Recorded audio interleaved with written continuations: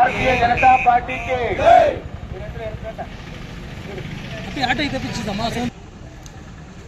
KGF ತಾಲೂಕಿನ ನಮ್ಮ ರೈತ ಮೋರ್ಚಾ ಅಧ್ಯಕ್ಷರು ಕೃಷ್ಣಮೂರ್ತಿಗಳು ಮತ್ತೆ ಕೂಡ ಭಾಗವಹಿಸಬೇಕು. ಈ ಗ್ರಾಮಾಂತರ ಭಾಗದಲ್ಲಿರ್ತಕ್ಕಂಥ ರೈತರಿಗೆ ವಿಶೇಷವಾಗಿ ರಾಜ್ಯ ಸರ್ಕಾರ ಅಧಿಕಾರಕ್ಕೆ ಬರುವಂತ ಸಂದರ್ಭದಲ್ಲಿ ರೈತರ ಹೆಸರು ಹೇಳಿ, ಬಡವರ ಹೆಸರು ಹೇಳಿ, ದೀನ ದಲಿತರನ್ನ ಹೆಸರು ಹೇಳಿ ಸುಳ್ಳು ಭರವಸೆಗಳನ್ನ ಕೊಟ್ಟು ರಾಜ್ಯದಲ್ಲಿ ಕಾಂಗ್ರೆಸ್ ಅಧಿಕಾರಕ್ಕೆ ಬಂದಿದೆ. ಕಳೆದ 2.5 ವರ್ಷಗಳಿಂದ ನಿರಂತರವಾಗಿ ಅವರ ಕುರ್ಚಿಯನ್ನ ಉಳಿಸ್ಕೊಳ್ಳಕ್ಕೆ ಇವತ್ತು ಗುದ್ದಾಟಗಳು ನಡೀತಾ ಇರ್ತಕ್ಕಂಥದ್ದು ಮಾಧ್ಯಮಗಳಲ್ಲಿ ತಾವೆಲ್ಲರೂ ಕೂಡ ನೋಡ್ತಾ ಇದ್ದೀರಿ ಬಂಧುಗಳೇ. ರಾಜ್ಯದಲ್ಲಿ ರೈತರು ಬೆಳೆದಂತ ಬೆಳೆಗೆ ಬೆಂಬಲ ಬೆಲೆ ಸಿಗದೆ ರೈತರು ಇವತ್ತು ಕಂಗಾಲಾಗಿದ್ದಾರೆ. ಆತ್ಮಹತ್ಯೆಗಳು ನಿರಂತರವಾಗಿ ರಾಜ್ಯದ ಉದ್ದಗಲಕ್ಕೂ ನಡೀತಾನೆ ಇದೆ. ಅವರ ಬೆಳೆಗಳಿಗೆ ನಿಗದಿತ ಸಮಯದಲ್ಲಿ ರಸಗೊಬ್ಬರಗಳನ್ನು ನೀಡ್ತಾ ಇಲ್ಲ. 2014ರಲ್ಲಿ ದೇಶಕ್ಕೆ ಪ್ರಧಾನಮಂತ್ರಿ ಆದ ಮೇಲೆ ನರೇಂದ್ರ ಮೋದಿಜಿಯವರು ಕಿಸಾನ್ ಸಮ್ಮಾನ್ ಅನ್ನುವಂತ ಯೋಜನೆಯಡಿ 1 ಎಕರೆಗೆ 10,000 ರೂಪಾಯಿಯನ್ನ ನೀಡಬೇಕು ಅಂತೇಳಿ ವರ್ಷ ಅವರ ರೈತರ ಅಕೌಂಟ್ಗೆ ನೇರವಾಗಿ ಹಾಕಿರ್ತಕ್ಕಂಥದ್ದು ನಾವೆಲ್ಲರೂ ಕೂಡ ನೋಡ್ತಾ ಇದ್ದೀವಿ. ಇವತ್ತು ಆಗ್ತಾನೆ ಇದ್ದಾರೆ. ಈ ರಾಜ್ಯದಲ್ಲಿ ಬಿಜೆಪಿ ಸರ್ಕಾರ ಮಾನ್ಯ ಯಡಿಯೂರಪ್ಪಾಜಿ ಅವರು ಮುಖ್ಯಮಂತ್ರಿಗಳಾಗಿದ್ದಂತ ಸಂದರ್ಭದಲ್ಲಿ, ಬಸವರಾಜ ಬೊಮ್ಮಾಯಿ ಅವರು ಮುಖ್ಯಮಂತ್ರಿಗಳಾಗಿದ್ದಂತ ಸಂದರ್ಭದಲ್ಲಿ ರಾಜ್ಯದ ಪಾಲು 4,000 ರೂಪಾಯಿ, ಕೇಂದ್ರದ ಪಾಲು 6,000 ರೂಪಾಯಿ ಸೇರಿಸಿ 1 ಎಕರೆಗೆ ರೈತರಿಗೆ 10,000 ರೂಪಾಯಿಯನ್ನ ಅವರ ಅಕೌಂಟ್ಗೆ ನೇರವಾಗಿ ಜಮಾ ಮಾಡ್ತಾ ಇದ್ರು. ಆದ್ರೆ ಈ ರಾಜ್ಯದಲ್ಲಿ ಕಳೆದ 2.5 ವರ್ಷಗಳಿಂದ ಕಾಂಗ್ರೆಸ್ ಸರ್ಕಾರ ಅಧಿಕಾರದಲ್ಲಿ ಬಂದಾಗಿನಿಂದ ಒಂದೇ ಒಂದು ನಯಾ ಪೈಸಾ ರೈತರ ಅಕೌಂಟ್ಗೆ ಹಾಕ್ಲಿಲ್ಲ. ಇಲ್ಲಿ ಬಂದಿರತಕ್ಕಂಥ ರೈತರು ಯಾರಾದ್ರೂ ಹೇಳ್ರಿ, ಕಾಂಗ್ರೆಸ್ ಸರ್ಕಾರ ಕಿಸಾನ್ ಸಮ್ಮಾನ್ ಯೋಜನೆಯಲ್ಲಿ ನೀಡಿರ್ತಕ್ಕಂಥ ಸಹಾಯಧನವನ್ನು ಹಾಕಿದಾರಾ? ಇದು ಒಂದೇ ಅಲ್ಲ, ರೈತರ ಪಂಪ್ ಸೆಟ್ಗಳನ್ನು ಅಳವಡಿಸಿಕೊಳ್ಳೋದಿಕ್ಕೆ ಬಿಜೆಪಿ ಸರ್ಕಾರ ಇದ್ದಂತ ಸಂದರ್ಭದಲ್ಲಿ ಕೇವಲ 25,000 ರೂಪಾಯಿ ಮಾತ್ರ ಡಿಪಾಸಿಟ್ ಮಾಡಬೇಕಾಗಿತ್ತು. ಆದ್ರೆ ಇವತ್ತೇನಾಗಿದೆ, ಎಷ್ಟು ಕೇಳ್ತಾ ಇದ್ದಾರೆ? 2.5 ಇಂದ 3 ಲಕ್ಷ ರೂಪಾಯಿ ನೀವು ಅವರಿಗೆ ಕೊಟ್ಟರೆ ಮಾತ್ರ ನಿಮ್ಮ ತೋಟಗಳಲ್ಲಿ ಟ್ರಾನ್ಸ್ಫಾರ್ಮ್ ಅನ್ನ ಫಿಕ್ಸ್ ಮಾಡ್ತಾರೆ. ಆದ್ರೆ ಎಲ್ಲಿಗೆ ಹೋಗಿ ನಿಂತಿದೆ ನೋಡ್ರಿ. ಬಿಜೆಪಿ ಸರ್ಕಾರ ಅಧಿಕಾರಕ್ಕಂತ ತಂದ ಸಂದರ್ಭದಲ್ಲಿ ಕೇವಲ 25,000. ಆದ್ರೆ ಕಾಂಗ್ರೆಸ್ ಸರ್ಕಾರ ಅಧಿಕಾರಕ್ಕೆ ಬಂದ ಮೇಲೆ 3 ಲಕ್ಷಕ್ಕೆ ಅದನ್ನು ಏರಿಸಿದ್ದಾರೆ. ಇದು ರೈತರ ಹೊಟ್ಟೆ ಮೇಲೆ ಹೊಡಿತಕ್ಕಂಥ ಸರ್ಕಾರ ಹೌದು ಅಲ್ಲ? ಇದೇ ರೀತಿ ರೈತರಿಗೆ ಸರ್ಕಾರ ಅಧಿಕಾರಕ್ಕೆ ಬರೋಕ್ ಮುಂಚೆ ನಾವು ಅಧಿಕಾರಕ್ಕೆ ಬಂದ್ರೆ ಯಾರ್ಯಾರ ಮನೆಯಲ್ಲಿ ಹಾಲು ಉತ್ಪಾದಕರಿದ್ದಾರೋ ಅವರೆಲ್ಲರಿಗೂ ಕೂಡ ಸಹಾಯಧನವನ್ನ ನಾವು 5 ರಿಂದ 7 ರೂಪಾಯಿ ಹೆಚ್ಚು ಮಾಡ್ತೀವಿ ಅಂತ ಭರವಸೆಯನ್ನು ಕೊಟ್ಟರು, ಮಾತನ್ನ ಕೊಟ್ಟರು. ಯಾವ ರೈತರ ಅಕೌಂಟ್ಗೆ ಹೋಗಿದೆ 7 ರೂಪಾಯಿ ಹೇಳ್ರಿ ಇಲ್ಲಿ ತನಕ? ಈ ರಾಜ್ಯದಲ್ಲಿ ರೈತರಿಗೆ ಕೊಡಬೇಕಾಗಿರ್ತಕ್ಕಂಥದ್ರೆ ಹಾಲು ಯಾರ್ಯಾರು ಉತ್ಪಾದಕರಿದ್ದಾರೋ ಅವರೆಲ್ಲರಿಗೂ ಕೂಡ ಇಲ್ಲಿ ತನಕ 320 ಕೋಟಿ ಸಹಾಯಧನ ಬಾಕಿ ಇಟ್ಕೊಂಡಿದ್ದಾರೆ. ಪರಿಶಿಷ್ಟ ಜಾತಿ ಪರಿಶಿಷ್ಟ ಪಂಗಡದವರಿಗೆ ನಿಮಗೆ ಕೈಗಾರಿಕಾ ಪ್ರದೇಶದಲ್ಲಿ 75% ಅವರಿಗೆ ಸಹಾಯಧನ ಕೊಡಬೇಕು ಅಂತ ಹೇಳಿ ನಮ್ಮ ಬಿಜೆಪಿ ಸರ್ಕಾರ ಇದ್ದಂತ ಸಂದರ್ಭದಲ್ಲಿ ಅದನ್ನ ಆದೇಶ ಜಾರಿಗೆ ತಂದು ಕೊಟ್ಟಿದ್ದಂಥದ್ದು ಕೂಡ ಇವತ್ತು ನಮಗೆ ದಾಖಲೆಗಳಿದೆ.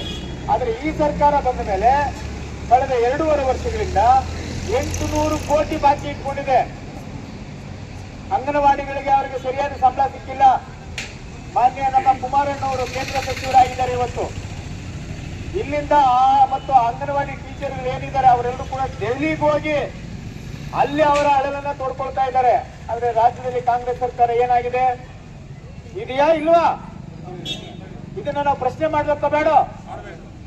ರೈತರು ಇವತ್ತು ಧರಣಿಗೆ ಬಹಳಷ್ಟು ಜನ ಬರದೇ ಇರಬಹುದು. ಅವರ ಹೊಲ ಗದ್ದೆಗಳಲ್ಲಿ, ತೋಟಗಳಲ್ಲಿ ಬೆಳೆದಂತ ಬೆಳೆಗಳು ನೀರು ಕಟ್ಕೊಂಡು ಅದನ್ನ ಹಸಿರು ಮಾಡ್ಕೊಂಡಿರ್ತಕ್ಕಂಥ ಪರಿಸ್ಥಿತಿಯಲ್ಲಿ ನಾವಾದ್ರೂ ಅವರ ಪರವಾಗಿ ನಿಂತು ಹೋರಾಟ ಮಾಡ್ಬೇಕಲ್ಲ. ಅದಕ್ಕೆ ಇವತ್ತು ಬೀದಿಗೆ ಬಂದು ಹಿಡಿದು ನಾವು ಹೋರಾಟ ಮಾಡ್ತಾ ಇದೀವಿ ಬಂಧುಗಳೇ. ನೀವೆಲ್ಲೂ ಕೇಳಬೇಕು, ಸಾರ್ವಜನಿಕರು ಕಳೆದ 2.5 ವರ್ಷಗಳಲ್ಲಿ ಈ ಕ್ಷೇತ್ರದಲ್ಲಿ ಓಟ್ ಹಾಕಿ ನೀವು ಗೆಲ್ಲಿಸಿದಂತ ಶಾಸಕರು ಈ ಜನರ ಪರವಾಗಿ, ಈ ಕ್ಷೇತ್ರದಲ್ಲಿರ್ತಕ್ಕಂಥ ರೈತರ ಪರವಾಗಿ, ಬಡವರ ಪರವಾಗಿ, ದೀನದಲಿತರ ಪರವಾಗಿ ಏನ್ ಮಾಡಿದ್ದಾರೆ ಅನ್ನುವಂಥದ್ದನ್ನ ನೀವೆಲ್ಲರೂ ಪ್ರಶ್ನೆ ಮಾಡಬೇಕು. ನಾವು ಅಧಿಕಾರದಲ್ಲಿದ್ದಂತ ಸಂದರ್ಭದಲ್ಲಿ ನಾವು ಮನೆಗಳು ಯಾರ್ಯಾರಿಗಿಲ್ವೋ ಅವ್ರಿಗೆಲ್ಲ 10,000 ಮನೆಗಳನ್ನ ತಂದ್ವಿ. ಈಗಲ ಪಂಚಾಯತಿಗೆ 5-10 ಕಿತ್ತಾಡ್ತಾವ್ರೆ, 5-10 ಕಿತ್ತಾಡ್ತಾವ್ರೆ. ಅದು ಇಲ್ಲ ಅಂತೇಳಿ ಗೆದ್ದಂತ ಚುನಾಯಿತ ಪ್ರತಿನಿಧಿಗಳು ಕೇಳ್ತಾ ಇದ್ದಾರೆ. ಆದ್ರೆ ನಿಮ್ಮನ್ನ ನಂಬಿ ಕಾಂಗ್ರೆಸ್ ಸರ್ಕಾರ ಏನೆಲ್ಲ ಸುಳ್ಳು ಭರವಸೆಗಳನ್ನು ಕೊಟ್ಟು ಅದು ನಿಜವಾಗ್ಲೂ ಕೊಡ್ತಾರೆ ಅಂತ ಹೇಳಿ ನಿಮಗೆ ನಂಬಿ ಮತವನ್ನ ಕೊಟ್ರಲ್ಲ, ಅವ್ರಿಗೆ ನೀವೇನ್ ಮಾಡಿದಿರಿ? ಅವರ ಸಮಾಧಿ ಮೇಲೆ ನೀವು ಸರ್ಕಾರವನ್ನ ಮಾಡ್ತಾ ಇದ್ದೀರಿ. ಇದು ನ್ಯಾಯನಾ? ಧರ್ಮನ ಹೇಳ್ರಿ. ಸುಳ್ಳು ಭರವಸೆಗಳನ್ನ ಕೊಟ್ಟಂತ ಕಾಂಗ್ರೆಸ್ ಸರ್ಕಾರ ಅಧಿಕಾರಕ್ಕೆ ಬಂದು 2.5 ವರ್ಷ ಕಳೆದ್ರು ಕೂಡ ನಾನು ಮುಖ್ಯಮಂತ್ರಿ, ನೀವು ಮುಖ್ಯಮಂತ್ರಿ, ನೀವು ಮುಖ್ಯಮಂತ್ರಿ, ನಾನು ಮುಖ್ಯಮಂತ್ರಿ. ಇನ್ನು ಬೆಳಗಾದ್ರೆ ಅದೇ ಸುದ್ದಿ. ಯಾವುದೇ ಟಿವಿ ಆನ್ ಮಾಡ್ರಿ, ಟಿವಿ ಇರ್ಲಿ, ನಿಮ್ ಕೈಲಿರ್ತಕ್ಕಂಥ ಮೊಬೈಲ್ ಆನ್ ಮಾಡಿದ್ರು ಕೂಡ ಯೂಟ್ಯೂಬ್ಗಳಲ್ಲಿ ಅದೇ ಬರ್ತಾ ಇದೆ. ಬೇರೆ ಇನ್ಯಾವುದ ಜನಪರ ಕಲ್ಯಾಣ ಕಾರ್ಯಕ್ರಮಗಳು ಇವತ್ತು ಜಾರಿ ಮಾಡಿದ್ದಾರೆ, ಆದೇಶ ಮಾಡಿದ್ದಾರೆ. ಅವರಿಗೆ ಸಹಾಯಧನ ಸಿಕ್ಕಿದೆ. ರೈತರಿಗೆ ಅವರಿಗೆ ಬೆಳೆಯುವಂತ ಸಂದರ್ಭದಲ್ಲಿ ಏನೇನು ಸಲಕರಣೆಗಳನ್ನು ಕೊಡಬೇಕಾಗಿತ್ತು, ಸಬ್ಸಿಡಿಗಳನ್ನು ಕೊಡಬೇಕಾಗಿತ್ತು, ಅವು ಯಾವೂ ಇಲ್ಲ. 8 ನಿಗಮಗಳಿದೆ. 8 ನಿಗಮಗಳಲ್ಲೂ ಕೂಡ ಒಂದೇ ಒಂದು ನಯ ಪೈಸಾ ಇಲ್ಲ.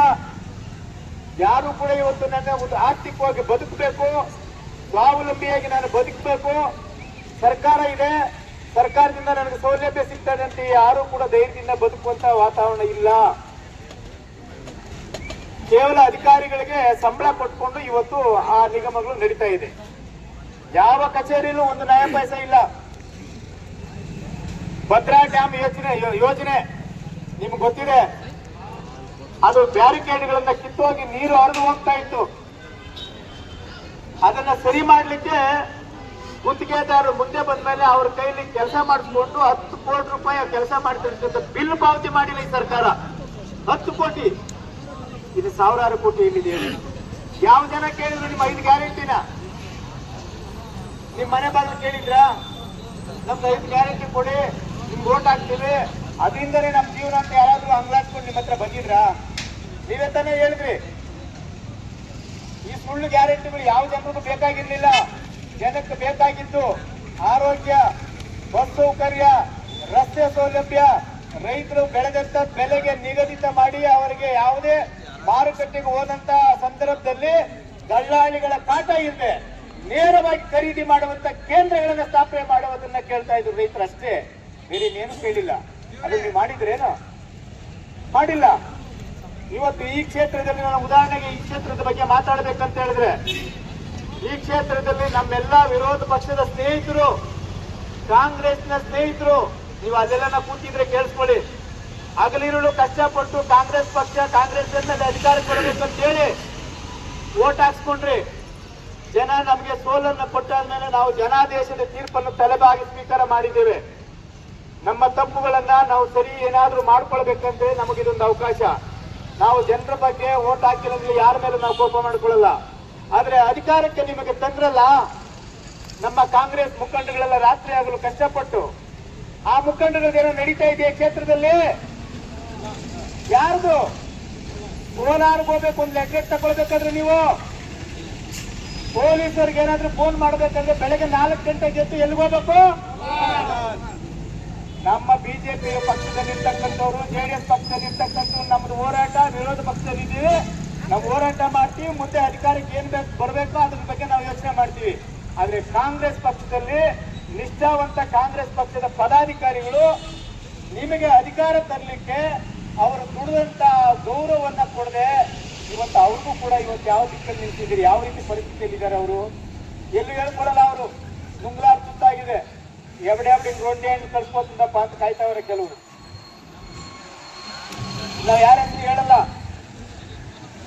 ಅವರು ಲೀಡರ್ಗಳೇ, ಅವ್ರಿಗೂ ಗೌರವ ಕೊಡ್ಬೇಕು ನಾವು. ಭಾರತೀಯ ಜನತಾ ಪಾರ್ಟಿ ಅಂತೇಳಿ ಬರೀ ನಮ್ಮನ್ನ ನಾವೇ ಹೊಗಳ್ಕೊಳ್ಳೋದಲ್ಲ. ಯಾವುದೇ ಪಕ್ಷದಲ್ಲಿ ಅಧಿಕಾರಕ್ಕೆ ಬಂದಾಗ ಆ ಕಾರ್ಯಕರ್ತರು ಕಷ್ಟಪಟ್ಟು ದುಡಿದು ವೋಟ್ ಅನ್ನ ಕೊಡ್ಸಿರ್ತಾರೆ. ಇವತ್ತು ಕೋಲಾರಿಂದ ಬಂದು ಒಂದು ಲೆಕ್ಚರ್ ಕೇಳಿ ತಗೊಳ್ಬೇಕಂದ್ರೂ ಕೋಲಾರ್ಗೆ ಹೋಗ್ಬೇಕು. ಪೊಲೀಸರಿಗೆ ಯಾರನ್ನ ಕಂಪ್ಲೇಂಟ್ ಆಗ್ಬಿಟ್ಟಿದೆ ಅಂತ ಹೇಳಿದ್ರೆ ಇಲ್ಲಿಂದ ಓಡೋಗಿ ಅಲ್ಲಿ ಫೋನ್ ಮಾಡಿಸ್ಬೇಕು. ಅಷ್ಟೊತ್ತು ಏನಾಗಿರ್ಬೇಕು? ಆ ವ್ಯಕ್ತಿ ಓಡಾಡ್ಕೊಂಡಿರೋದು ಏನಾಗಿರ್ತಾರೆ ಹೇಳ್ರಿ? ಅವನಿಗೂ ಕೇಸು ಇವನಿಗೂ ಕೇಸು, ಇಬ್ಬರಿಗೂ ಕೇಸೆ. ಈ ರಾಜಕೀಯ ಮಹತ್ವ, ಈ ಓಟು ಒಂದು ಏಮು ಓದಪ್ಪ ಮಾ ಇಂತ మేము ಮುಂಡ್ಕೊಂಡೆ ಸಾಲು ಅನ್ನೋ ಪರಿಸ್ಥಿತಿ ಬಂದ್ಬಿಟ್ಟಾರೆ ಕಾಂಗ್ರೆಸ್ನ ಪದಾಧಿಕಾರಿಗಳು, ಕಾರ್ಯಕರ್ತ ಬಂಧುಗಳು. ನಾನೇನು ಅವ್ರನ್ನ ತಪ್ಪಾಗಿ ಬೈಯಕ್ಕೆ ಹೋಗೋದಿಲ್ಲ, ಆದ್ರೆ ಅವ್ರ ಪರಿಸ್ಥಿತಿ ಹಿಂಗೆ ಆಗ್ಬಾರ್ದು ಅಂತ ಹೇಳಿ ನನಗೊಂದು ನೋವಾದಷ್ಟೇ, ಇದೇನು ಇಲ್ಲ. ಈ ರೀತಿ ಪರಿಸ್ಥಿತಿ ರಾಜ್ಯದಲ್ಲಿ ಎಲ್ಲೂ ನಡೀತಾ ಇಲ್ಲ. ಕೆಜಿಎಫ್ ಅಲ್ಲಿ ವಿಶೇಷವಾಗಿ ಈ ರೀತಿ ಆಗಿದೆ. ನಮ್ಮ ಕಾಂಗ್ರೆಸ್ಸಿನ ಸಹೋದರರು ನೀವೆಲ್ಲ ಅರ್ಥ ಮಾಡ್ಕೋಬೇಕು. ನೀವು ಕೊಟ್ಟಂತ ಅಧಿಕಾರ ನೀವು ಎಲ್ಲೇ ಮಾಡಿದ್ರೆ ಇನ್ನೊಬ್ರು ಕೈ ಕೊಟ್ಬಿಟ್ಟಿದ್ದೀರಿ. ಅವರೆಲ್ಲೋ ಕುತ್ಕೊಂಡು ಈ ಕ್ಷೇತ್ರದ ಅಧಿಕಾರವನ್ನ ಮಾಡ್ತಾ ಇದ್ದಾರೆ. ಅಧಿಕಾರಿಗಳನ್ನ ವರ್ಗಾವಣೆ ಮಾಡಬೇಕಾದ್ರೂ ಕೂಡ ಕೋಲಾರ್ಗೆ ಹೋಗ್ಬೇಕು. ಯಾವುದೇ ಒಂದು ಅನುದಾನ ಬಂದ್ರೆ ಅದನ್ನ ಹಂಚಬೇಕಾದ್ರೂ ಕೋಲಾರ್ಗೆ ಹೋಗ್ಬೇಕು. ಯಾವುದೇ ಒಬ್ಬ ವ್ಯಕ್ತಿಗೆ ತೊಂದರೆ ಆದ್ರೂ ಕೂಡ ಕೋಲಾರ್ಗೆ ಹೋಗಿ ಕೈ ಕಟ್ಕೊಂಡು ಅವ್ರ ಮನೆ ಬಗ್ಗೆ ನಿಂತ್ಕೋಬೇಕು. ಆದ್ರೆ ನಾವು ಅಧಿಕಾರದಲ್ಲಿದ್ದಂತ 10 ವರ್ಷಗಳ ಅವಧಿಯಲ್ಲಿ ಕಾಂಗ್ರೆಸ್ ಇರ್ಬೋದು, ಜೆಡಿಎಸ್ ಇರ್ಬೋದು, ಬಿಜೆಪಿ ಯಾವುದೇ ಪಕ್ಷದಲ್ಲಿರ್ತಕ್ಕಂಥವ್ರು ಇರ್ಬೋದು, ನಾವ್ಯಾರು ಕೂಡ ಮನೆ ಹತ್ರ ಕಾಯಿಸ್ಕೊಂಡು ಮನೆ ಬಾಗಿಲು ಮುಂದೆ ನಿಂತ್ಕೊಂಡು ನಾಳೆ ಬಾ ನಾಳಿದ್ದು ಅಂತ ಹೇಳಿದ್ದು ಯಾವ ಉದಾಹರಣೆನಿಲ್ಲ. ಸಾರ್ವಜನಿಕವಾಗಿ ಮಾತಾಡ್ತಾ ಇದ್ದೀನಿ ನಾನು. ಅದೇ ನಮ್ಮ ಸರ್ಕಾರ ಇದ್ದಂತ ಸಂದರ್ಭದಲ್ಲಿ ಅನುದಾನಗಳು ಎಷ್ಟು ಸಾವಿರಾರು ಲೆಕ್ಕದಲ್ಲಿ ತರ್ತಾ ಇದೀವಿ ನಾವು. ಇವತ್ತು ಬೆರಳೆಣಿಕೆ ಎಷ್ಟು, 1, 2 ಒಂದು ಪಂಚಾಯತಿಗೆ ಮನೆ ಕೊಡ್ಬೇಕಾದ್ರೆ 1, 2 ಮನೆ. ಯಾವ್ದು ವಿಡಿಯೋ ನೋಡಿದೆ ಗೊಲ್ಲಳ್ಳಿ ಪಂಚಾಯತಿನಲ್ಲಿ ಶಾಸಕರು ಹೋಗಿದ್ದಾಗ ಸಾರ್ವಜನಿಕರು ಕೇಳ್ತಾ ಇದ್ರು ಮನೆಗಳಿಗೆ ಕಿತ್ತಾಡ್ಕೊಂಡು. 1 ಮನೆಯಲ್ಲೂ 2 ಮನೆಯೂ ಇಲ್ಲ. ಆದ್ರೆ ಬಿಜೆಪಿ ಸರ್ಕಾರ ಇದ್ದಾಗ 10,000 ಮನೆ ತಂದಿವಿ. ಹಂಗಾದ್ರೆ ಒಂದು ಪಂಚಾಯತ್ಗೆ ಎಷ್ಟು 500ರಿಂದ 600 ಮನೆ ಕೊಟ್ವಿ. ನಮ್ಮ ಅಧ್ಯಕ್ಷರು ಇಲ್ಲೇ ಇದ್ದಾರೆ, ಅವಾಗ ಅವರು ಚೇರ್ಮನ್ ಆಗಿ ಅಲ್ಲೆಲ್ಲ ಪಂಚಾಯತ್ ನಿಭಾಯಿಸ್ತಾ ಇರ್ತಕ್ಕಂಥ ಸಂದರ್ಭದಲ್ಲಿ ಹೋಗಿ ಅವರೇ ಹಚ್ಚಿದ್ರು ಕೇಳಿ. ಇದು ನಿದರ್ಶನ ದಾಖಲೆ.